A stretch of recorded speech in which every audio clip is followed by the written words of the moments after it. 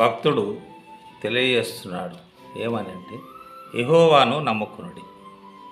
కీర్తనలు 115:11. యెహోవా యందు భయభక్తులు గలవారులారా, యెహోవా యందు నమ్మిక ఉంచుడి. ఆయన వారికి సహాయము, వారికి కేడెము.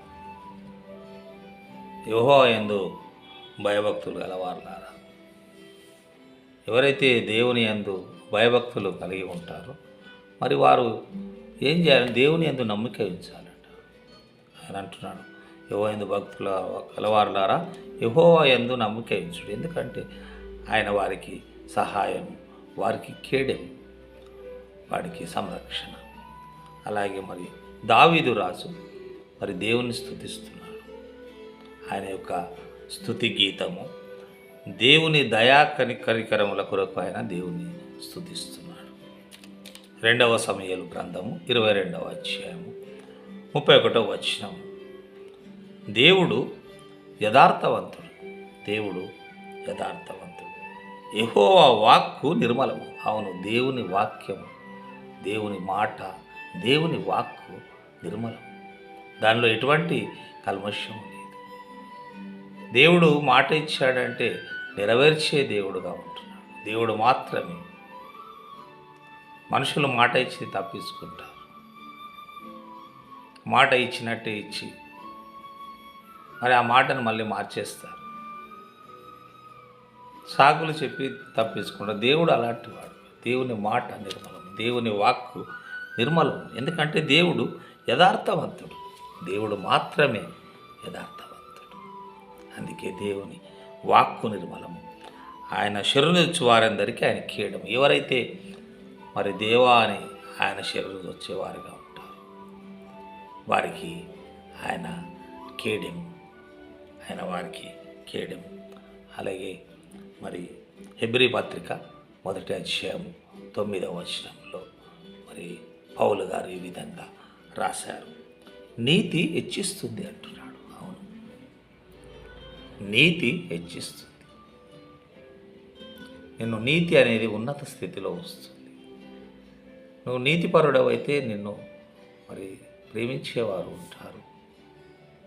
మరి దేవుడు కూడా నిన్ను హెచ్చించే దేవుడుగా ఉంటాడు. నీతిమంతునికి విలువలు ఉంటాయి. నీతిమంతులకు భయపడతారు కూడా, మనుషులు భయపడతారు. నీతిమంతుడికి అవినీతి పరులు భయపడతారు. అందుకే నీతి నిన్ను హెచ్చిస్తుంది, నిన్ను మంచి స్థానంలో ఉంచుతుంది, ఉన్నత స్థానంలో నిన్ను నీ నీతి నిలబెడుతుంది. అందుకే అపోస్తలుడైన పౌలు గారు హెబ్రీయులకు రాసిన పత్రిక 1వ అధ్యాయం 9వ వచనంలో, నీవు నీతిని ప్రేమించితివి, దుర్నీతిని ద్వేషించితివి. నీతి అనగానే మనకు యేసుప్రభుల వారు గుర్తొస్తారు. ఎందుకంటే యేసుప్రభుల వారు చాలా నీతిమంతులు. యేసుప్రభుల వారు చాలా నీతిమంతులు. నీతి అనగానే నిజంగా గుర్తొచ్చేది మనకు యేసుప్రభుల వారు. నీతిమంతుడు లేడు, ఒక్కడు లేడు అన్నాడు. ఆ ఒక్కడు నీతిమంతుడు అంటే యేసుక్రీస్తు ప్రభుల వారు. నీవు నీతిని ప్రేమించితివి, దేవుడు నీతిని ప్రేమించే దేవుడు. దుర్నీతిని ద్వేషించితివి, దుర్నీతి దేవునికి ఇష్టం లేదు. నువ్వు దుర్నీతి పరుడుగా ఉండడం దేవునికి ఇష్టం లేదు. ఎందుకంటే దేవుడు యథార్థవంతుడు. దేవుడు యథార్థవంతుడు. నీవు నీతిమంతుడుగా ఉండడమే దేవునికి ఇష్టం. దుర్నీతిని ద్వేషించే దేవుడు. మరి అందుచేత దేవుడు మరి ఏమంటున్నాడంటే, అందుచేత దేవుడు నీ దేవుడు అంటున్నాడు. దేవుడు ప్లస్ నీ దేవుడు, దేవుడు నీ దేవుడు. మరి దేవుడు ఏం చేస్తున్నాడు? నీ తోడి వారి కంటే నిన్ను హెచ్చించున్నట్లుగా ఆనంద తైలంతో అభిషేకించెను. నీ తోడి వారి కంటే నిన్ను హెచ్చించున్నట్లుగా. నువ్వు నీతిపరుడుగా ఉంటే నీ తోడి వారి కంటే నిన్ను దేవుడు అధికంగా హెచ్చించే దేవుడుగా ఉంటున్నాడు. అధికంగా హెచ్చించేవాడు. నీ తోటి వారి పరిస్థితి కంటే నీ పరిస్థితి బాగుంటుంది. నువ్వు హెచ్చించబడే వారిగా ఉంటావు. దేవుడే నిన్ను హెచ్చిస్తాడు. చూడండి, అందుచేత దేవుడు నీ దేవుడు అంటున్నాడు. దేవుడు నీ దేవుడు. నువ్వు నమ్ముకున్న దేవుడు. అందుకే మరి యెహోవాను నమ్ముకొనుడి అని భక్తుడు మాట్లాడతాడు. అందుకే అంటున్నాడు, మీరు దేవుణ్ణి నమ్ముకొనండి, దేవుణ్ణి నమ్ముకొనండి, మరి నీతిగా ఉండండి.